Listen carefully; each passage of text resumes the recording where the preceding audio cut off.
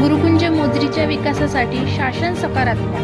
महसूल मंत्री चंद्रशेखर बावनकुळे यांची ग्वाही. तिवसा.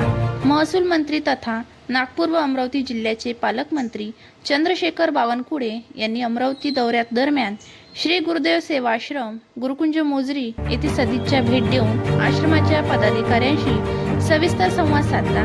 यावेळी आश्रमातील विविध उपक्रमांचा आढावा घेत त्यांनी आश्रमासमोरील अडचणी, अपेक्षा आणि विकासासंदर्भातील विविध बाबी जाणून घेतल्या.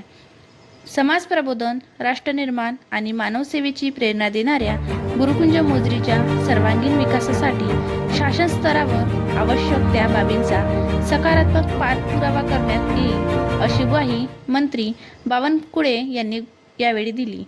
दौऱ्यादरम्यान विविध सामाजिक संस्था, संघटना आणि नागरिकांनी आपल्या प्रलंबित मागण्यांची निवेदने महसूल मंत्र्याकडे सादर केली. सर्व निवेदने स्वीकारून त्यावर सकारात्मक विचार केला जाईल, तसेच संबंधित विभागांना आवश्यक ती कार्यवाही करण्याचे निर्देश देण्यात येतील, असे आश्वासन त्यांनी दिले.